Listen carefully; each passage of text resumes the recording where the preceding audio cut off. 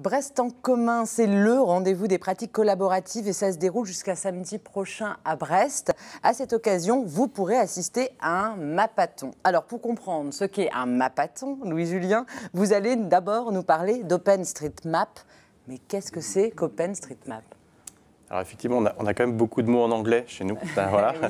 Donc le mapathon, c'est pas du très bon français, hein. C'est un mélange de map, la carte, et un marathon, c'est-à-dire d'arriver à, pendant un temps défini, un temps assez court mais un peu rapide, d'aller faire de la cartographie collaborative.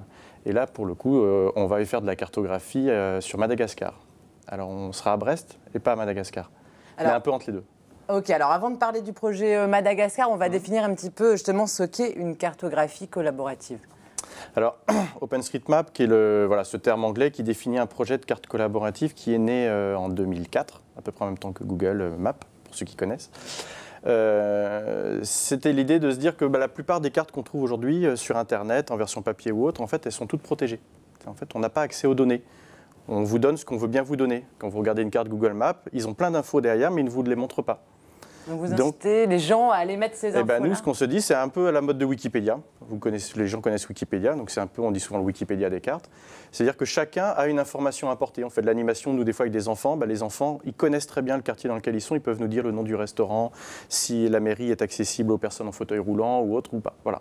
Donc nous, on fait appel finalement à l'intelligence collective, à la foule, pour que chacun puisse apporter des renseignements sur cette carte, pour qu'elle soit, sur ces possibles cartes, pour qu'elles soient réutilisables un petit peu par tout le monde. Des cartes collaboratives qui permettent même de mettre donc, en lien Brest et Madagascar. Vous en disiez un petit mot, comment ça se passe ? Oui, alors c'est cette idée, c'est pendant l'événement Brest en commun. Donc quand on parle des communs, c'est le principe de ce qui appartient à personne finalement, qui appartient, c'est même pas qui appartient surtout à tous. Et les cartes, c'est un outil effectivement des communs. C'est à la fois faire en commun. Donc là, faire en commun avec Madagascar, on est en lien avec des communautés de contributeurs OpenStreetMap sur Madagascar, qui ont fait déjà un beau travail sur Madagascar si on compare la carte OpenStreetMap et la carte Google Maps, par exemple. Ils ont déjà mis beaucoup d'informations et qui, pour le coup, ne sont pas que des informations forcément commerciales, mais ça peut être les services publics, l'accessibilité, où sont les bâtiments. Qui ont un intérêt pour la collectivité. Qui ont un intérêt pour tout le monde. Donc là, les gens ont commencé à mettre de l'information et la communauté aimerait développer beaucoup de projets autour du tourisme. Donc on est sur la région de Diego, donc Antsiranana, si vous cherchez sur la carte, qui est dans le nord de Madagascar et qui a un fort potentiel touristique, mais qui a très peu de cartes pour valoriser son territoire.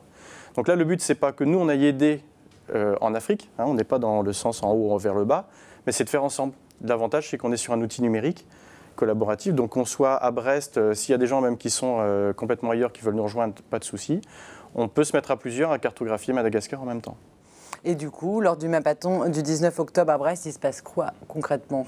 Alors on se donne rendez-vous à 18 h, on n'a pas d'heure de fin, donc on se donne rendez-vous à l'UBO Open Factory, voilà, encore un autre, voilà, donc à l'UBO Fac de Sciences, pour un temps où on va se mettre derrière des ordinateurs, on a des imageries aériennes. Donc déjà avec les images aériennes, on va pouvoir commencer à cartographier les bâtiments. Des matières des données virtuelles qui vont vous aider à enrichir. On va transformer l'image en données. C'est-à-dire que par exemple sur une image, on voit des maisons, mais maintenant il faut dessiner les maisons par-dessus pour que ça devienne des maisons. C'est accessible à tous, ça, ou il faut quand même savoir un petit peu programmer ou des choses comme ça? Alors programmer, non. Avoir envie de partager, de découvrir cette fois-ci Madagascar. Maîtriser un peu la souris quand même, un tout petit peu. Mais ça s'arrête à peu près là. Nous, on est là pour aider, accompagner. C'est parfait, le rendez-vous est pris. Donc le 19 octobre à Brest, à l'UBO Open Factory de Brest. Merci beaucoup, Louis-Julien, pour toutes ces explications.